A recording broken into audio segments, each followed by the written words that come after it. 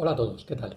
Pasamos ahora a exponer el conocimiento y la realidad en la concepción de Friedrich Nietzsche. La realidad, la verdadera realidad, la realidad radical para Nietzsche decíamos que es la vida. La vida es devenir constante, es nacer y morir, es desarrollo. La vida es pensada tanto en su sentido biológico como en su sentido biográfico, una productividad y una creatividad constante, un brotar constante, infinito, que produce además una diversidad y una multiformidad de realidades. Esa es la esencia de lo real, la vida, y para Nietzsche los griegos arcaicos son los que mejor entendieron la vida y supieron expresarla. Los griegos arcaicos, los griegos anteriores, sobre todo al siglo V antes de Cristo, son aquellos que supieron expresar y entender la vida como la combinación de dos fuerzas complementarias, dos tendencias, lo apolíneo y lo dionisiaco. Apolo y Dionisos, dos dioses de la antigua Grecia, que son metáforas, que representan las dos tendencias, las dos caras de la vida. Apolo es el dios de la forma, el dios de la figura, el dios del orden, de la luz, de la armonía y de la individuación.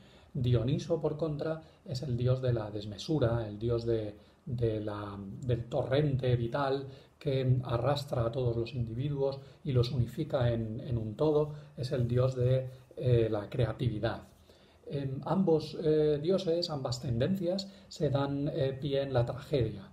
La tragedia clásica es aquella forma esa obra de arte que unifica estas dos tendencias vitales, esenciales a la vida. La tragedia clásica, por ejemplo, las tragedias de Sófocles, Antígona o Edipo Rey, o las tragedias de Esquilo, como por ejemplo Prometeo o Las Bacantes, son la mejor expresión de la vida y de esa realidad radical que es la vida en sus dos tendencias, tanto apolínea como dionisíaca. Como vemos, y esto ya es algo que caracteriza el pensamiento de Nietzsche, lo fundamental, la mejor manera de acceder a la vida y a la realidad y de expresar la vida es a través del arte. Es el arte y la expresión artística lo que mejor capta la vida, lo que mejor expresa la realidad y es por tanto también como fenómeno artístico como debemos afrontar nuestra propia vida, según Nietzsche. Pero sin embargo, la metafísica tradicional y la filosofía tradicional olvida todo esto y comienza una tergiversación de que de alguna manera da la vuelta a todas las cosas. Esta tergiversación, esta falsedad, este engaño de la metafísica comienza con Sócrates, quien ya intenta reducir las distintas personajes, las distintas personas, los distintos individuos, la diversidad de individuos, la diversidad abrumadora de situaciones de la vida a valores universales, a comportamientos y conductas universales, virtuosos y establecerlas como inmutables en conceptos. Platón, su discípulo, culmina esta tendencia falsificadora y engañosa de la metafísica con su teoría de las ideas, llegando incluso a escindir la realidad en dos, ¿no? Planteando que la verdadera realidad está en el mundo de las ideas, un mundo de entes inteligibles e inmutables que no tiene nada que ver con la vida tal y como se nos presenta y tal y como la conocemos. Y el mundo sensible, dice Platón, es el mundo del devenir, de las cosas en devenir, el mundo de la naturaleza sería para él el mundo aparente, no, lo que no es la verdadera realidad. El cristianismo, por su parte, coge el mundo de las ideas platónico y lo lleva más allá, desdeñando esta vida terrenal y diciendo que todo el sentido de nuestras acciones y de nuestra vida está en un más allá futuro después de la muerte, negando por completo la vida terrenal e incluso afirmando que la vida vendrá después de la muerte, la verdad, ¿no? Pero bueno, esta tergiversación llega incluso hasta Kant, quien plantea esta dicotomía que conocemos entre fenómeno y noúmeno y afirma que las cosas reales, las cosas en sí, son aquellas cosas nouménicas, ese creación del pensamiento, que no viene a ser más que eso, dice Nietzsche, y que por contra lo que se nos muestra, los fenómenos, no son la verdadera realidad. Bueno, el origen de esta tergiversación metafísica, el origen de este gran engaño de la metafísica, de buscar permanencia y universalidad y orden donde no hay más que devenir y producir y brotar constante, que es la verdadera realidad, que es la vida, ese origen, dice Nietzsche, reside en el uso del lenguaje y en el uso de las palabras. Los seres humanos utilizamos las palabras para expresar situaciones irrepetibles y realidades inconmensurables a cualquier otra. Pero cuando utilizamos mal las palabras, cuando tergiversamos su uso y las utilizamos como conceptos, nos creemos estar nombrando cosas que en verdad no son más que quimeras, ¿no? Recordad que un concepto en el fondo no es más que una palabra que quiere significar muchas cosas y de una manera estable y permanente, ¿no? Frente a ello, Nietzsche plantea que hay que volver al uso originario del lenguaje, que no sería un uso conceptual, sino un uso metafórico.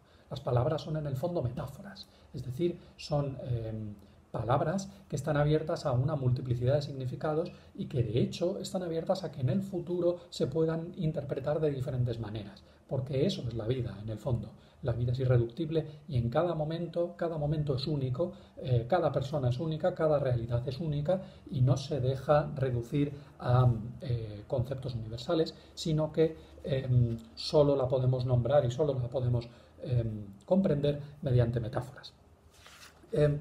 De lo dicho se sigue, por supuesto, una concepción de la verdad muy característica y genuina de Nietzsche. Y es que la verdad no es para Nietzsche decir de lo que es y de lo que no es, como planteaba Aristóteles, ni la verdad consiste tampoco en una suerte de correspondencia entre lo que yo pienso en mi cabeza y lo que se da en la realidad, ¿no?